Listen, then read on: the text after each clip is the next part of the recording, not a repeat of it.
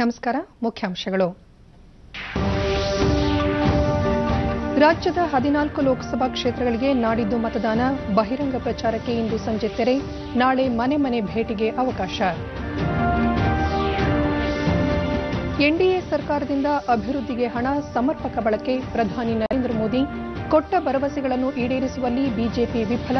ರಾಹುಲ್ ಗಾಂಧಿ ಆರೋಪ. ರಾಜ್ಯದಲ್ಲಿ ಮುಕ್ತ ನ್ಯಾಯಸಮ್ಮತ ಮತದಾನಕ್ಕೆ ವ್ಯಾಪಕ ಭದ್ರತೆ.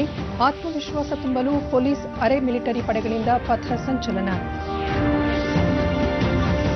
ದ್ವಿತೀಯ ಪಿಯುಸಿ ಪರೀಕ್ಷಾ ಫಲಿತಾಂಶ ಕಾಲೇಜುಗಳಲ್ಲಿ ಪ್ರಕಟ. ಜೂನ್ 7ರಿಂದ 18ರವರೆಗೆ ಪೂರಕ ಪರೀಕ್ಷೆ. ವಾರ್ತೆಗಳ ವಿವರ. ದೇಶದ 2ನೇ ಹಂತ ಹಾಗೂ ರಾಜ್ಯದ ಮೊದಲನೇ ಹಂತದ 14 ಲೋಕಸಭಾ ಕ್ಷೇತ್ರಗಳ ಚುನಾವಣೆಯ ಬಹಿರಂಗ ಪ್ರಚಾರಕ್ಕೆ ಇಂದು ಸಂಜೆ ತೆರೆ ಬೀಳಲಿದೆ. ಸಂಜೆ 6 ಗಂಟೆಗೆ ಪ್ರಚಾರ ಮುಕ್ತಾಯವಾಗಲಿದ್ದು, ನಂತರ ನಾಳೆ ಸಂಜೆಯವರೆಗೆ ಮನೆ ಮನೆ ಪ್ರಚಾರಕ್ಕೆ ಮಾತ್ರ ಅವಕಾಶವಿರುತ್ತದೆ. ಬೆಂಗಳೂರು ಉತ್ತರ, ಬೆಂಗಳೂರು ದಕ್ಷಿಣ, ಬೆಂಗಳೂರು ಕೇಂದ್ರ ಹಾಗೂ ಬೆಂಗಳೂರು ಗ್ರಾಮಾಂತರ, ಮಂಡ್ಯ, ಮೈಸೂರು, ಹಾಸನ, ತುಮಕೂರು, ಚಾಮರಾಜನಗರ, ಉಡುಪಿ ಚಿಕ್ಕಮಗಳೂರು, ಕೋಲಾರ, ಚಿಕ್ಕಬಳ್ಳಾಪುರ, ಚಿತ್ರದುರ್ಗ, ದಕ್ಷಿಣ ಕನ್ನಡ ಲೋಕಸಭಾ ಕ್ಷೇತ್ರಗಳಲ್ಲಿ ಇದೇ 18ರಂದು ಮತದಾನ ನಡೆಯಲಿದೆ.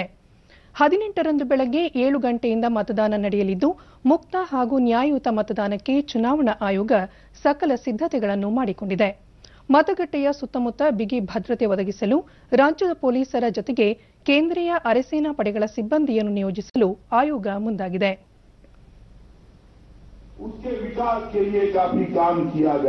ಈ ಮಧ್ಯೆ ಬಿಜೆಪಿ ರಾಷ್ಟ್ರೀಯ ಅಧ್ಯಕ್ಷ ಅಮಿತ್ ಶಾ ದಾವಣಗೆರೆಯ ಹೊನ್ನಾಳಿಯಲ್ಲಿಂದು ಚುನಾವಣಾ ಪ್ರಚಾರ ಕೈಗೊಂಡರು. ಸಾರ್ವಜನಿಕ ಸಭೆಯಲ್ಲಿ ಭಾಷಣ ಮಾಡಿದ ಅವರು, ನರೇಂದ್ರ ಮೋದಿ ನೇತೃತ್ವದ ಎನ್ಡಿಎ ಸರ್ಕಾರ ಕಳೆದ 5 ವರ್ಷಗಳಲ್ಲಿ ರಾಜ್ಯಕ್ಕೆ ಅತಿ ಹೆಚ್ಚಿನ ಅನುದಾನ ನೀಡಿದೆ. ಆದರೆ ರಾಜ್ಯ ಸರ್ಕಾರ ಅನುದಾನದ ಸದ್ಬಳಕೆ ಮಾಡಿಕೊಂಡಿಲ್ಲ ಎಂದು ಆರೋಪಿಸಿದರು. 13th फाइनेंस कमीशन ने इतने बड़े कर्नाटक राज्य को सिर्फ 88,583 करोड़ रुपया दिया था.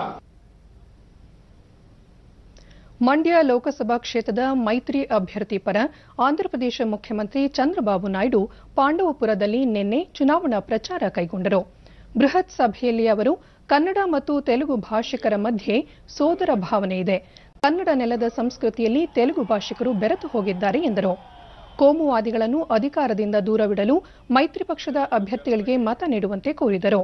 ಮುಖ್ಯಮಂತ್ರಿ ಎಚ್ಡಿ ಕುಮಾರಸ್ವಾಮಿ, ಸಚಿವ ಪುಟ್ಟರಾಜು ಮತ್ತಿತರರು ಉಪಸ್ಥಿತರಿದ್ದರು. ಸಾಕಷ್ಟು ತೆಲುಗು ನಿವಾಸಿಗಳು ಕರುನಾಡ ಭೂಮಿಯಲ್ಲಿ ನೆಲೆ ನಿಂತಿದ್ದಾರೆ. ಕನ್ನಡ ನೆಲದ ಸಂಸ್ಕೃತಿಯೊಂದಿಗೆ ಅವರೆಲ್ಲ ಬೆಸೆದು ಹೋಗಿದ್ದಾರೆ.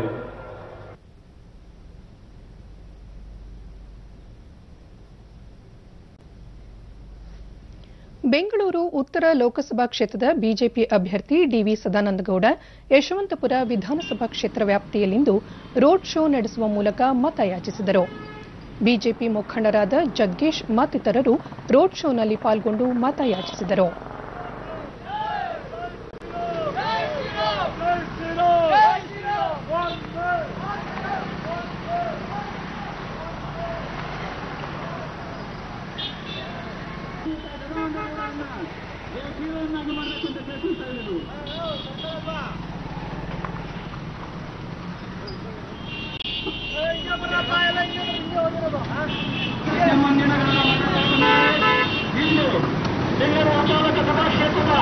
ಬಿಜೆಪಿ ಅಭ್ಯರ್ಥಿಯಾಗಿರ್ತಕ್ಕಂಥ ಶಿಲ್ಪಾ ಸದಾನಂದಗೌಡರವರು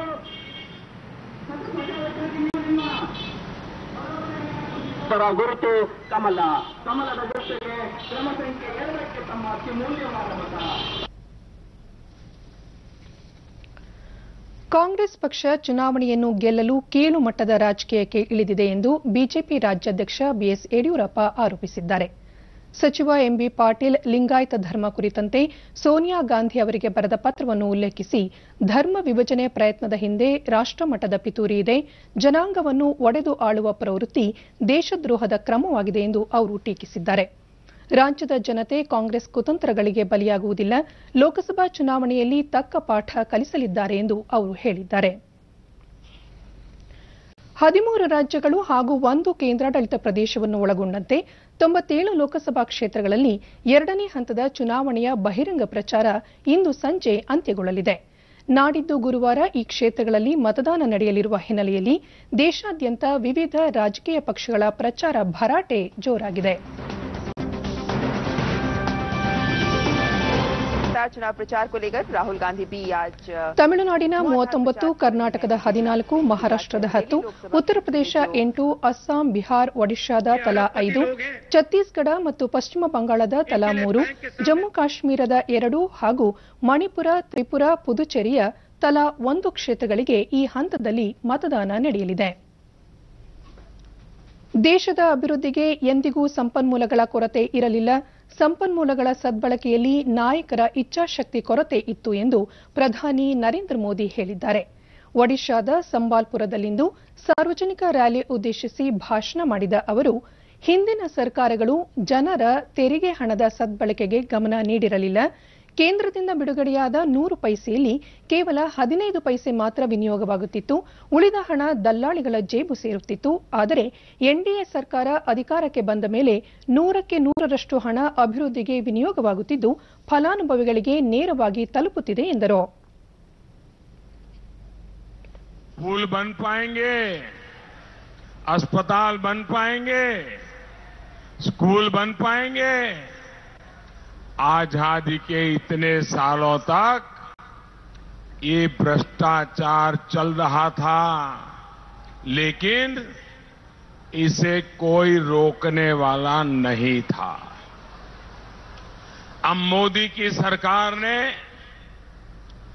आपके इस चौकीदार की सरकार ने ये व्यवस्था बनाई है कि सरकार अगर 100 पैसे भेजे तो पूरे 100 पैसे देश के गरीबों पर खर्च हो. ಕೇರಳದ ಕೊಲ್ಲಂನಲ್ಲಿಂದು ಎಐಸಿಸಿ ಅಧ್ಯಕ್ಷ ರಾಹುಲ್ ಗಾಂಧಿ ಪ್ರಚಾರ ಸಭೆ ನಡೆಸಿದರು. ಕಳೆದ 5 ವರ್ಷಗಳಲ್ಲಿ ಎನ್ಡಿಎ ಸರ್ಕಾರ ಕೇವಲ ಭರವಸೆಗಳನ್ನು ನೀಡುತ್ತಿದ್ದು ಅವುಗಳನ್ನು ಜಾರಿಗೊಳಿಸುತ್ತಿಲ್ಲ. ದೇಶದಲ್ಲಿ ನಿರುದ್ಯೋಗ ಹೆಚ್ಚಾಗಿದೆ ಎಂದು ಅವರು ಆರೋಪಿಸಿದರು. With a inferiority, but with an openness, not with fear, but with confidence. So if you listen to the Prime Minister or you listen to the RSS ideologues, they will always talk about the outside world as superior to India. ಉತ್ತರ ಪ್ರದೇಶದ ಲಕ್ನೋ ಕ್ಷೇತ್ರದಲ್ಲಿ BJP ಅಭ್ಯರ್ಥಿಯಾಗಿ ಹಿರಿಯ ನಾಯಕ ಮತ್ತು ಕೇಂದ್ರ ಸಚಿವ ರಾಜನಾಥ್ ಸಿಂಗ್ ಇಂದು ನಾಮಪತ್ರ ಸಲ್ಲಿಸಿದರು. ಅದಕ್ಕೂ ಮುನ್ನ ನಗರದ ಪ್ರಮುಖ ರಸ್ತೆಗಳಲ್ಲಿ ಬೃಹತ್ ರೋಡ್ ಶೋ ನಡೆಸಿದರು. करने के बाद वो सीधे कलेक्ट्रेट जाएंगे और वहां पे वो अपना नामांकन पत्र भी दाखिल करेंगे. लखनऊ से वो कई बार सांसद भी रह चुके हैं. उनका एक अच्छा ट्रैक रिकॉर्ड रहा है और वहां की जनता अपने इस सांसद पर विश्वास करती भी रही है और इसलिए लगातार इस बार भी भारतीय जनता पार्टी ने उनके चेहरे पर, उनके काम पर भरोसा किया है और इसी भरोसे की वजह से बीजेपी ने लखनऊ से एक बार फिर से गृहमंत्री राजनाथ सिंह को, भाजपा के वरिष्ठ नेता राजनाथ सिंह को यहां से टिकट दिया. काफी दिलचस्प मुकाबला है लखनऊ की सीट पे. वहां पे ಬಳಿಕ ಸಾರ್ವಜನಿಕ ಸಭೆಯನ್ನು ಉದ್ದೇಶಿಸಿ ಮಾತನಾಡಿ, ಪ್ರಧಾನಿ ನರೇಂದ್ರ ಮೋದಿ ನೇತೃತ್ವದ ಎನ್ಡಿಎ ಸರ್ಕಾರ ಕಳೆದ 5 ವರ್ಷದ ಅವಧಿಯಲ್ಲಿ ಅತ್ಯುತ್ತಮ ಆಡಳಿತ ನೀಡಿದ್ದು ಅಂತಾರಾಷ್ಟೀಯವಾಗಿ ದೇಶದ ಘನತೆ ಹೆಚ್ಚಿದೆ. ಮೋದಿ ಅವರು ಮತ್ತೆ ಅಧಿಕಾರಕ್ಕೆ ಬರಬೇಕೆಂಬುದು ದೇಶದ ಜನರ ಆಕಾಂಕ್ಷೆಯಾಗಿದೆ ಎಂದರು. ಈ ಮಧ್ಯೆ ಜೈಪುರ ಗ್ರಾಮೀಣ ಲೋಕಸಭಾ ಕ್ಷೇತ್ರದ ಬಿಜೆಪಿ ಅಭ್ಯರ್ಥಿ ಮತ್ತು ಕೇಂದ್ರ ಸಚಿವ ರಾಜ್ಯವರ್ಧನ್ ರಾಥೋಡ್ ಇಂದು ಪೂಜೆ ಸಲ್ಲಿಸಿದರು. ಬಳಿಕ ಮಾತನಾಡಿ, ಇನ್ನಷ್ಟು ಸಮರ್ಥವಾಗಿ ಸಾರ್ವಜನಿಕ ಸೇವೆ ಸಲ್ಲಿಸಲು ಪ್ರಾರ್ಥಿಸಿದ್ದಾಗಿ ತಿಳಿಸಿದರು. ನಂತರ ಅವರು ಜಿಲ್ಲಾಧಿಕಾರಿ ಕಚೇರಿಗೆ ತೆರಳಿ ನಾಮಪತ್ರ ಸಲ್ಲಿಸಿದರು. 6ನೇ ಹಂತದ ಲೋಕಸಭಾ ಚುನಾವಣೆಗೆ ಇಂದು ಅಧಿಸೂಚನೆ ಪ್ರಕಟಗೊಂಡಿದ್ದು ಇದರೊಂದಿಗೆ ನಾಮಪತ್ರ ಸಲ್ಲಿಕೆ ಪ್ರಕ್ರಿಯೆಯೂ ಆರಂಭವಾಗಿದೆ. ಈ ಹಂತದಲ್ಲಿ 7 ರಾಜ್ಯಗಳ 59 ಕ್ಷೇತ್ರಗಳಲ್ಲಿ ಮೇ 12ರಂದು ಮತದಾನ ನಡೆಯಲಿದೆ. ಉತ್ತರ ಪ್ರದೇಶದ 14, ಹರಿಯಾಣದ 10, ಬಿಹಾರ, ಮಧ್ಯಪ್ರದೇಶ, ಪಶ್ಚಿಮ ಬಂಗಾಳದ ತಲಾ 8, ದೆಹಲಿಯ 7 ಮತ್ತು ಜಾರ್ಖಂಡ್ನ 4 ಸ್ಥಾನಗಳಿಗೆ ಚುನಾವಣೆ ನಡೆಯಲಿದೆ. ನಾಮಪತ್ರ ಸಲ್ಲಿಕೆಗೆ ಏಪ್ರಿಲ್ 23 ಕಡೆಯ ದಿನವಾಗಿದ್ದು ಮರುದಿನ ನಾಮಪತ್ರಗಳ ಪರಿಶೀಲನೆ ನಡೆಯಲಿದೆ. ನಾಮಪತ್ರ ಹಿಂಪಡೆಯಲು ಏಪ್ರಿಲ್ 26 ಕೊನೆಯ ದಿನ. ಲೋಕಸಭಾ ಚುನಾವಣೆಗೆ ಇನ್ನೂ 2 ದಿನ ಬಾಕಿ ಇದ್ದು ಮತದಾರರಲ್ಲಿ ಆತ್ಮಸ್ಥೈರ್ಯ ಮೂಡಿಸುವ ನಿಟ್ಟಿನಲ್ಲಿ ಬೆಂಗಳೂರು ಗ್ರಾಮಾಂತರ ಜಿಲ್ಲೆಯ ಹೊಸಕೋಟೆ ಹಾಗೂ ದಾಬಸ್ಪೇಟೆಯಲ್ಲಿ ನಿನ್ನೆ ಭದ್ರತಾ ಸಿಬ್ಬಂದಿ ಪಥ ಸಂಚಲನ ನಡೆಸಿದರು. ಕೇಂದ್ರ ಅರೆಸೇನಾ ಪಡೆ, ಸಿಐಎಸ್ಎಫ್ ಹಾಗೂ ಪೊಲೀಸ್ ಸಿಬ್ಬಂದಿ ಸುಮಾರು 5 ಕಿಲೋಮೀಟರ್ ದೂರ ಪಥ ಸಂಚಲನ ನಡೆಸುವ ಮೂಲಕ ಮತದಾರರಲ್ಲಿ ಧೈರ್ಯ ತುಂಬಿದರು. ಬಿಸಿಲಿನಲ್ಲಿ ದಣಿದ ಪೊಲೀಸ್ ಸಿಬ್ಬಂದಿಗೆ ಗ್ರಾಮಸ್ಥರು ಮಜ್ಜಿಗೆ, ಪಾನಕ ವಿತರಿಸಿದರು.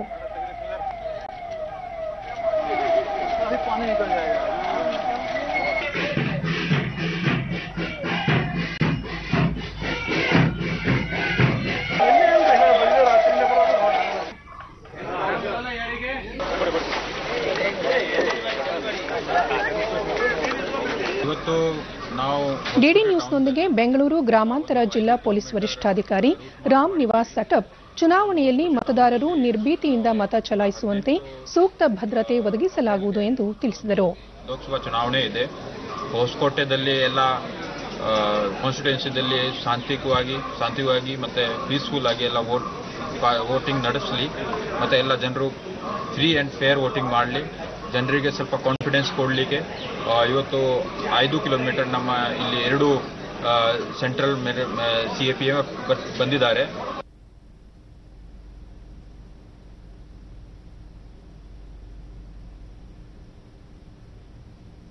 ಲೋಕಸಭಾ ಚುನಾವಣೆಗೆ ಕೇವಲ 2 ದಿನ ಬಾಕಿ ಇದ್ದು ಜನರಲ್ಲಿ ಧೈರ್ಯ ತುಂಬುವ ನಿಟ್ಟಿನಲ್ಲಿ ಸೂಕ್ಷ್ಮ ಹಾಗೂ ಅತಿ ಸೂಕ್ಷ್ಮ ಪ್ರದೇಶಗಳಲ್ಲಿ ಭದ್ರತಾ ಸಿಬ್ಬಂದಿಗಳಿಂದ ಪಥ ಸಂಚಲನ ನಡೆಸಲಾಗುವುದು ಎಂದು ಕೋಲಾರ ಜಿಲ್ಲಾ ಪೊಲೀಸ್ ವರಿಷ್ಠಾಧಿಕಾರಿ ರೋಹಿಣಿ ಕಟೋಚ್ ಸಪೇಟ್ ತಿಳಿಸಿದ್ದಾರೆ. ಭದ್ರತೆ ಹಿನ್ನೆಲೆಯಲ್ಲಿ ಕೇಂದ್ರ ಅರೆಸೇನಾ ಪಡೆಯ 2 ತುಕಡಿಗಳು ಜಿಲ್ಲೆಗೆ ಆಗಮಿಸಿದ್ದು ಕೆಎಸ್ಆರ್ಪಿ ಹಾಗೂ ಸ್ಥಳೀಯ ಪೊಲೀಸರೊಂದಿಗೆ ಪಥ ಸಂಚಲನ ನಡೆಸಿ ಜನರಲ್ಲಿ ಆತ್ಮಸ್ಥೈರ್ಯ ತುಂಬಲಿದೆ ಎಂದರು. ಪ್ರತಿದಿನ 5 ರಿಂದ 6 ಆಯ್ದ ಸ್ಥಳಗಳಲ್ಲಿ ಪಥ ಸಂಚಲನ ನಡೆಸುವುದಾಗಿ ಅವರು ತಿಳಿಸಿದರು.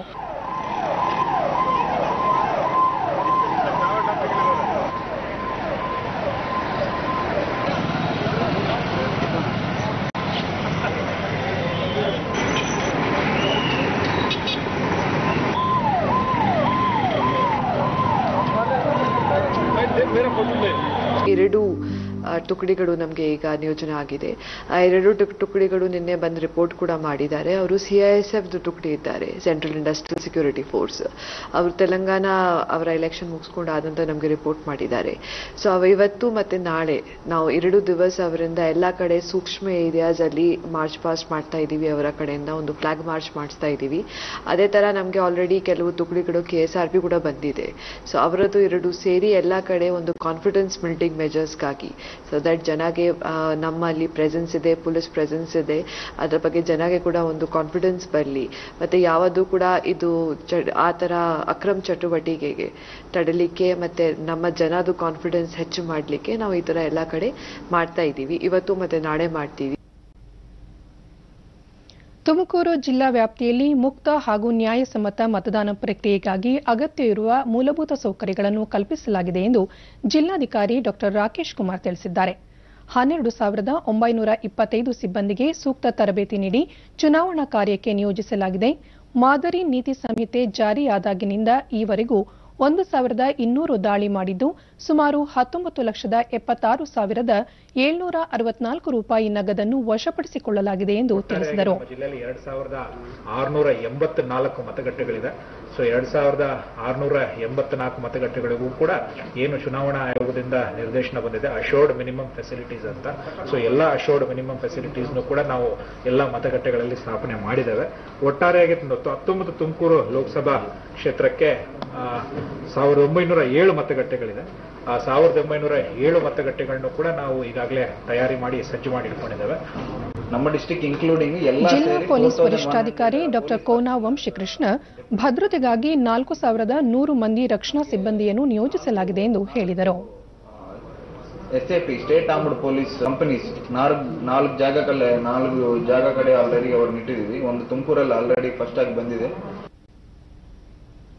ಮೈಸೂರು ಕೊಡಗು ಲೋಕಸಭಾ ಕ್ಷೇತ್ರ ವ್ಯಾಪ್ತಿಯಲ್ಲಿ ಮುಕ್ತ ಹಾಗೂ ಪಾರದರ್ಶಕ ಚುನಾವಣೆ ನಡೆಸುವ ನಿಟ್ಟಿನಲ್ಲಿ ಸಕಲ ಸಿದ್ದತೆ ಮಾಡಿಕೊಳ್ಳಲಾಗಿದೆ ಎಂದು ಜಿಲ್ಲಾಧಿಕಾರಿ ಅಭಿರಾಮ್ ಜಿ ಶಂಕರ್ ಮೈಸೂರಿನಲ್ಲಿ ನಿನ್ನೆ ತಿಳಿಸಿದ್ದಾರೆ. ಚುನಾವಣೆಗಾಗಿ ಒಟ್ಟು 2187 ಮತಗಟ್ಟೆಗಳನ್ನು ಸ್ಥಾಪಿಸಲಾಗಿದೆ. ಇಂದು ಸಂಜೆ 6ರಿಂದ ಮದ್ಯ ಮಾರಾಟ, ಸಂತೆ, ಜಾತ್ರೆಗಳನ್ನು ನಿಷೇಧಿಸಲಾಗಿದೆ ಎಂದರು. ಒಟ್ಟು 2187 ಮತಗಟ್ಟೆಗಳಿವೆ.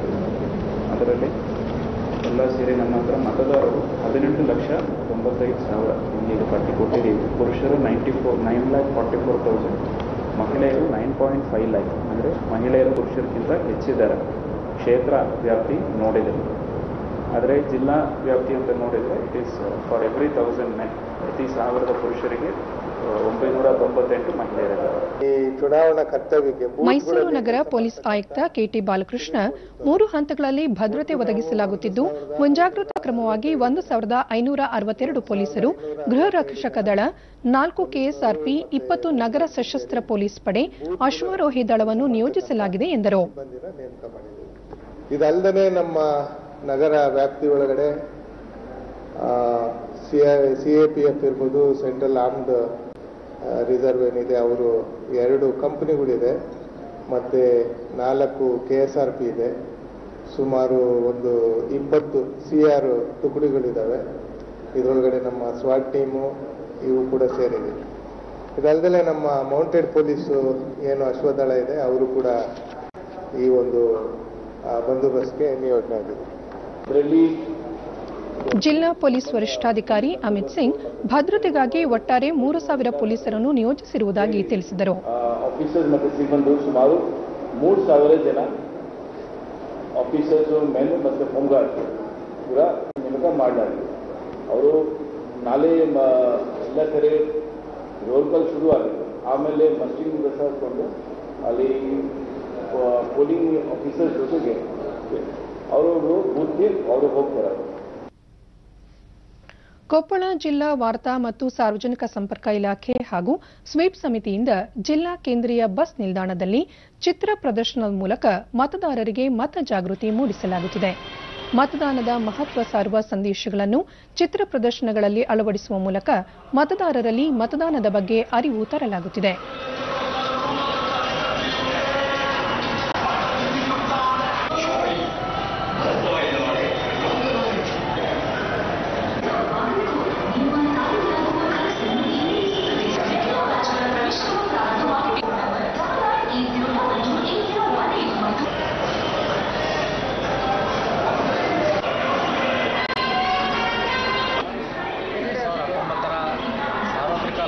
ಡಿಡಿ ನ್ಯೂಸ್ನೊಂದಿಗೆ ಕೊಪ್ಪಳ ಜಿಲ್ಲಾ ವಾರ್ತಾ ಮತ್ತು ಸಾರ್ವಜನಿಕ ಅಧಿಕಾರಿ ಧನಂಜಯ್ ಕುಮಾರ್ ಚುನಾವಣೆ ಅಕ್ರಮ, ಸಿ ಸಿವಿಲ್ ಆಪ್ ಮತ್ತಿತರ ವ್ಯವಸ್ಥೆ ಬಗ್ಗೆ ತಿಳುವಳಿಕೆ ಮೂಡಿಸಲಾಗುತ್ತಿದೆ ಎಂದು ಹೇಳಿದರು.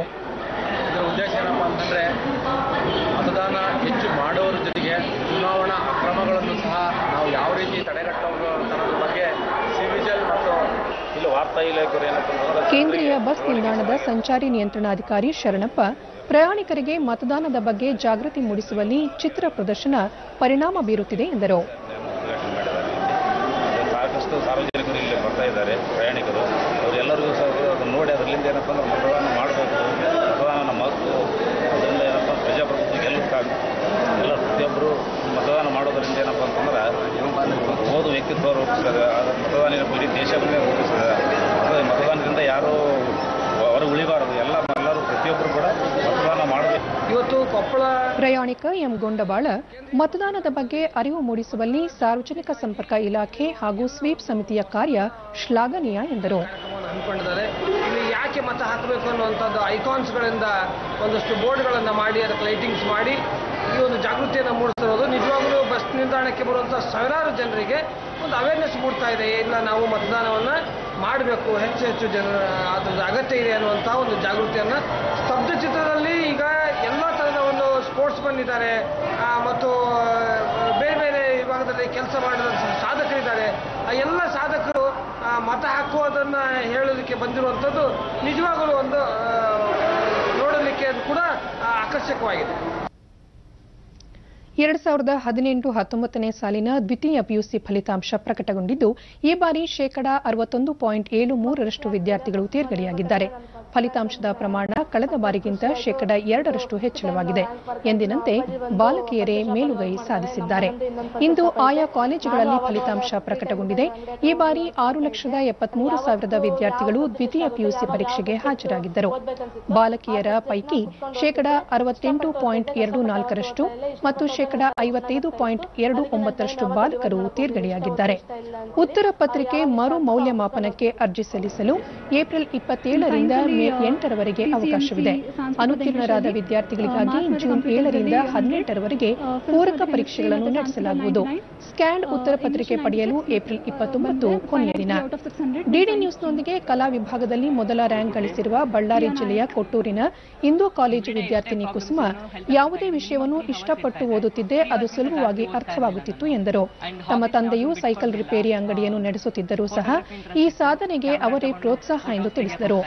ವಿಜ್ಞಾನ ವಿಭಾಗದಲ್ಲಿ 2ನೇ ರ್ಯಾಂಕ್ ಪಡೆದಿರುವ ಪ್ರಿಯಾ ನಾಯಕ್, ತುಂಬಾ ಒತ್ತಡ ಹಾಕಿ ವ್ಯಾಸಂಗ ಮಾಡಿಲ್ಲ, ಆದರೆ ಆಸಕ್ತಿಯಿಂದ ಓದುತ್ತಿದ್ದೆ. ಪೋಷಕರು, ಸಹೋದರಿಯ ಸಹಕಾರ ಇದಕ್ಕೆ ಮುಖ್ಯ ಕಾರಣ. ಮುಂದೆ ಇಂಜಿನಿಯರಿಂಗ್ ಮಾಡುವ ಮನಸ್ಸಿದೆ ಎಂದರು.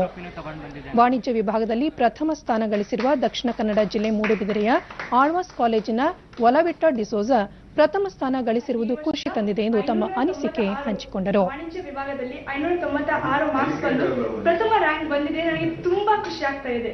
ಬಿಕಾಸ್ ನಾನು ಇದೆಲ್ಲ ಎಕ್ಸ್ಪೆಕ್ಟ್ ಮಾಡ್ತಾನೆ ಇರಲಿಲ್ಲ. ಸೊ ಫಸ್ಟ್ ನಾನು ಥ್ಯಾಂಕ್ಸ್ ಹೇಳಲಿಕ್ಕೆ ಇಷ್ಟಪಡ್ತೇನೆ ನಮ್ಮ ಚೇರ್ಮನ್ ಡಾಕ್ಟರ್ ಮೋಹನ್ ಆಳ್ವಾರ್ ಅವರಿಗೆ. ಮತ್ತು ನನ್ನ ಸ್ಪೆಷಲ್ ಮೆನ್ಷನ್ ಇದೆ ನನ್ನ ಪೇರೆಂಟ್ಸ್ ಬಗ್ಗೆ. ನನ್ನ ಅಪ್ಪ, ನನ್ನ ಅಮ್ಮ, ನನ್ನ ಅಣ್ಣ ಮತ್ತು ನನ್ನ ಗ್ರ್ಯಾಂಡ್ ಪೇರೆಂಟ್ಸ್ ನನಗೆ ತುಂಬಾ ಸಪೋರ್ಟ್ ಮಾಡಿದ್ದಾರೆ. ಯಾವಾಗಲೂ ನಾನು ಏನು ಹೇಳಿದ್ರೆ ನನಗೆ ಅವರು ಕೊಡ್ತಾರೆ.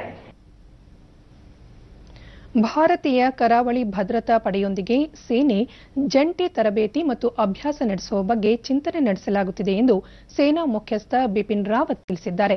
ಅವರು ವಿಶಾಖಪಟ್ಟಣದಲ್ಲಿ ನಿನ್ನೆ ಹೊಸ ತಲೆಮಾರಿನ ನೌಕೆ ಒಪಿವಿ ವೀರ ಕಾರ್ಯಾರಂಭದ ನಂತರ ಮಾತನಾಡಿ, ಇದು ಕರಾವಳಿ ಪ್ರದೇಶದಲ್ಲಿ ಗಡಿಯನ್ನು ಪರಿಣಾಮಕಾರಿ ಕಾಯಲು ಸಹಕಾರಿಯಾಗಲಿದೆ ಎಂದರು.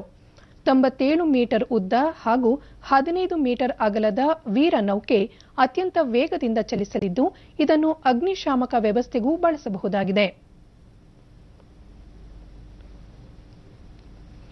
ಪ್ರಥಮ ದೇಸಿ ನಿರ್ಮಿತ ದೂರಗಾಮಿ ಸಬ್ಸಾನಿಕ್ ಕ್ರೂಸ್ ಕ್ಷಿಪಣಿ ನಿರ್ಭಯ ಪರೀಕ್ಷಾರ್ಥ ಪ್ರಯೋಗ ಯಶಸ್ವಿಯಾಗಿದೆ.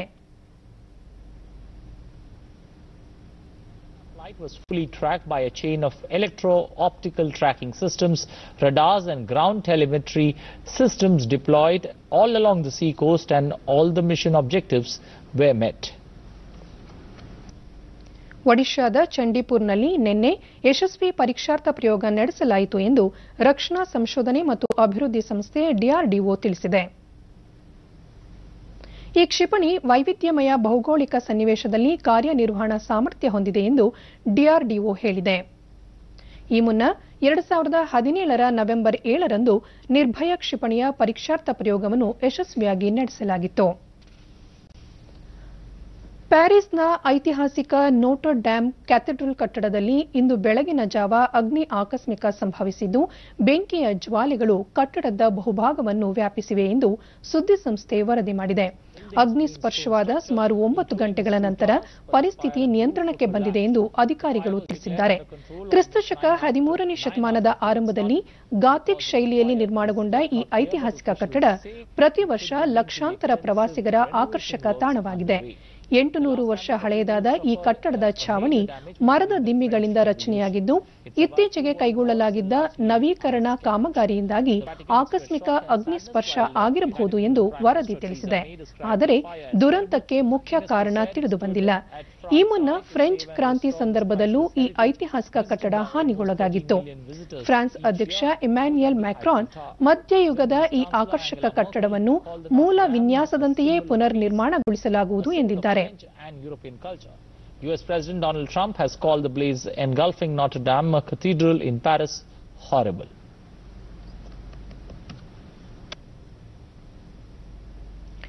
ದೇಶದಲ್ಲಿ ಈ ಬಾರಿ ಮುಂಗಾರು ವಾಡಿಕೆಯಂತೆ ಸಾಧಾರಣವಾಗಿರಲಿದೆ ಎಂದು ಹವಾಮಾನ ಇಲಾಖೆ ತಿಳಿಸಿದೆ. ದೆಹಲಿಯಲ್ಲಿ ನಿನ್ನೆ ವಿವರ ನೀಡಿದ ಭೂ ವಿಜ್ಞಾನ ಸಚಿವಾಲಯದ ಕಾರ್ಯದರ್ಶಿ ಎಂ ರಾಜೀವನ್ ದೀರ್ಘಾವಧಿ ಸರಾಸರಿ ಮುಂಗಾರು ಪ್ರಮಾಣದಲ್ಲಿ ಈ ಬಾರಿ 96% ಮಳೆಯಾಗಲಿದೆ, 5% ಮಳೆ ಹೆಚ್ಚು ಕಡಿಮೆಯಾಗುವ ಸಾಧ್ಯತೆ ಇದೆ ಎಂದು ಹೇಳಿದರು. ದೇಶದಲ್ಲಿ ನೈಋತ್ಯ ಮುಂಗಾರು ಉತ್ತಮವಾಗಿ ಹಂಚಿಕೆಯಾಗಲಿದೆ ಎಂದರು. ಸಾಮಾನ್ಯವಾಗಿ ಮೇ ತಿಂಗಳ ಅಂತ್ಯಕ್ಕೆ ಆರಂಭವಾಗುವ ಮುಂಗಾರು ಋತು ಜೂನ್ ಸೆಪ್ಟೆಂಬರ್ ಅವಧಿಯಲ್ಲಿ ಅಧಿಕವಾಗಿರಲಿದೆ. ಮುಂಗಾರು ಕೃಷಿ ವಲಯಕ್ಕೆ ಪೂರಕವಾಗಿರಲಿದೆ ಎಂದು ಹವಾಮಾನ ಇಲಾಖೆ ತಿಳಿಸಿದ್ದಾರೆ. Monsoon seasonal rainfall June to September, rainfall is likely to be 96% of the long period average with a model error of plus or minus 5%. गौरतलब है कि भारत में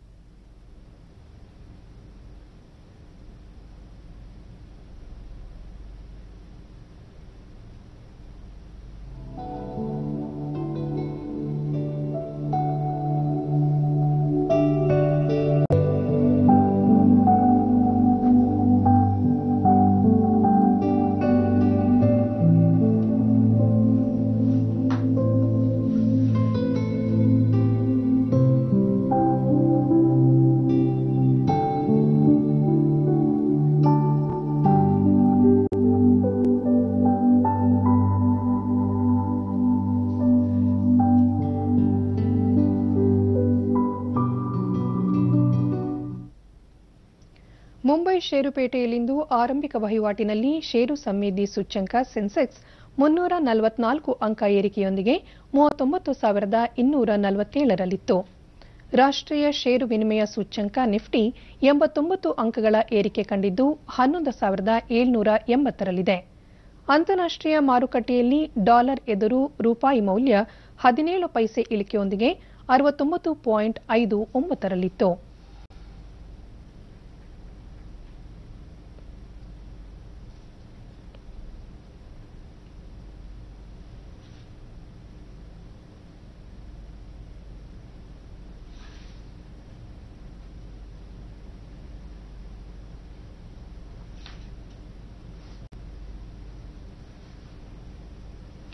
ಇಂಗ್ಲೆಂಡ್ನಲ್ಲಿ ಮೇ 30ರಿಂದ ಆರಂಭಗೊಳ್ಳುವ ವಿಶ್ವಕಪ್ ಪುರುಷರ ಏಕದಿನ ಕ್ರಿಕೆಟ್ ಪಂದ್ಯಾವಳಿಗೆ ಭಾರತೀಯ ತಂಡವನ್ನು ನಿನ್ನೆ ಪ್ರಕಟಿಸಲಾಯಿತು.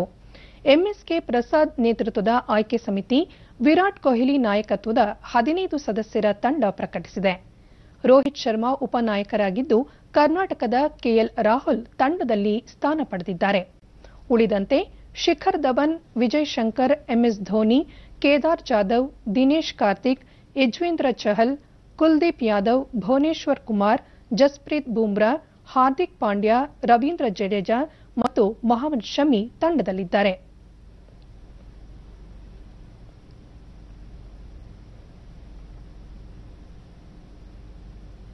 MS Dhoni, who's the wicketkeeper batsman, Kedar Jadhav, Dinesh Karthik, Yuzvendra Chahal, Kuldeep Yadav, Bhuvaneshwar Kumar, Jasprit Bumrah, Hardik Pandya, Ravindra Jadeja and Mohammad Shami.